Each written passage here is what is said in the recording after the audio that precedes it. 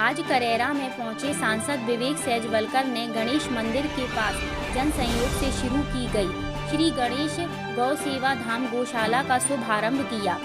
इस गौशाला का संचालन श्री गणेश गौ सेवा समिति करेगी, जिसमें हाईवे पर चोटिल होने वाली और नगर में बीमार होने वाले गोवंश की सेवा यहां रखकर की जाएगी। शुभारंभ में सांसद सैजवलकर के साथ पशुधन व कुक्कुट विकास निगम के अध्यक्ष जसवंत जाटव, भाजपा प्रदेश महामंत्री रणवीर सिंह रावत, धूमेश्वर धाम के महामंडेश्वर अनिरुद्ध वन महाराज, रमेश प्रसाद खटीक, नरेंद्र बिरथरे, राज्य मंत्री दर्जा प्राप्त भी उपस्थित रहे। इस दौरान सांसद सैजवलकर ने कहा कि इस गौ सेवा धाम की शुरुआत संत जनों के सानिध्य में हो रही है, तो पीछे मुड़कर देखने की जरूरत नहीं है। निश्चित रूप से यह गौशाला उत्तरोत्तर प्रगति करेगी। उन्होंने कहा कि एक समय में पशुधन की संख्या से ही उसकी समृद्धि आंकी जाती थी, क्योंकि उस समय गौ माता गोवंश की जीवन का आधार होते थे। उपस्थित जनों को रणवीर सिंह रावत व जसवंत जाटव ने भी संबोधित किया। और आशा करता हूँ कि जिसकी शुरुआत संत जनों के आशीर्वाद से हो रही है। मेरा मानना है कि पीछे मुड़ के देखने की जरूरत नहीं है और आगे निश्चित रूप से गौशाला उत्तरोत्तर प्रगति करेगी और अनेकानेक गौ माताओं के संरक्षण के लिए आगे बढ़ेगी। आज हम गौ माता की पूजा भी हमने की है। देखिए, एक समय था जबकि जिसके पास जितना पशुधन होता है उतनी समृद्धि मानी जाती थी। राजाओं की संपत्ति समृद्धि इस बात से गणी जाती थी कि कितना पशुधन उसके पास है, क्योंकि उस समय गौ माता गोवंश यही जीवन का आधार हुआ करते थे, यही आर्थिक आधार हमारे समाज का और राष्ट्र का हुआ करते थे।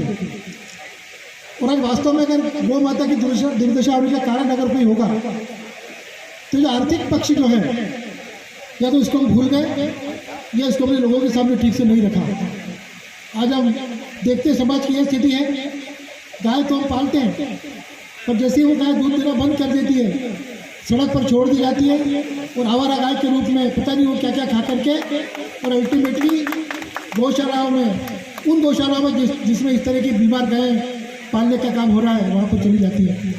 इसको अपने बदलने की ज़रूरत है। आज हमको ये बताने की ज़रूरत होगी कि इसका आर्थिक पक्ष बहुत मजबूत है।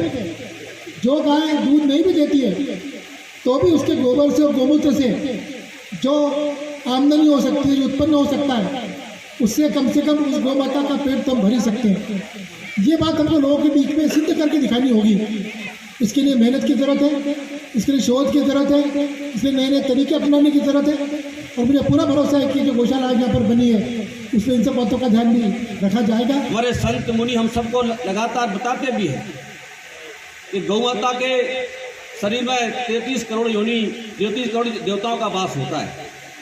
अगर गौ माता की सेवा कर ली तो हम ये मानते हैं कि हमने सभी देवी देवताओं की पूजा कर ली। गौ माता के बारे में कहा जाता है कि गौ माता यदि किसी के घर के सामने अगर बैठती है, प्रसन्न चित्त होकर सांस लेती है, तो ये माना जाता है उस घर का वास दोष खत्म हो जाता है। गौ माता के बारे में ऐसा भी कहा जाता है, यदि गौ माता आनंदित होकर के यदि रमाती है तो ये माना जाता है कि देवी देवता स्वयं पुष्प वर्षा कर रहे हैं। इसलिए गौ माता का हमारे हिंदू धर्म में जो महत्व है, गौ माता हमारे देश के लिए, हमारे लिए कोई धर्म की धार्मिक हमारी संतुष्टि को पूरा नहीं करती। गौ माता हमारे लिए धार्मिक दृष्टि से, हमारे सांस्कृतिक दृष्टि से और हमारी जो देश की अर्थव्यवस्था है उसका आधार हमारी गौ माता रही है। हमारे वेदों में, शास्त्रों में सब हमने आज तक जो सुना था कि जो देश में शासक होते हैं, जो सत्ताधारी होते हैं, जो भी एक समृद्ध व्यक्ति होते हैं, वो गौ और ब्राह्मण की रक्षा करते हैं। गौ और ब्राह्मण की रक्षा देश की रक्षा है। लेकिन आज अद्भुत हो रहा है कि गौ माता की रक्षा करने का जन्म ब्राह्मण समाज के विप्र बंधु होने लिया है। ये है असली सतयुग सा लग रहा है सर, ये सतयुग आ गया। मैं आभारी हूं और आपको धन्यवाद करता हूं पूरी विप्र समाज को कि आपने पूरे देश और दुनिया को ज्ञान के माध्यम से, वेदों के माध्यम से, शास्त्रों के माध्यम से देश का और दुनिया का रास्ता प्रशस्त किया है, आपने समाज कल्याण का काम किया है और आज गौ माता के कल्याण के लिए भी आप आगे आए हैं। हम जैसे लोगों को यहाँ पर एक अतिथि के रूप में बुलाकर आपने हमारा जीवन भी सार्थक कर दिया है।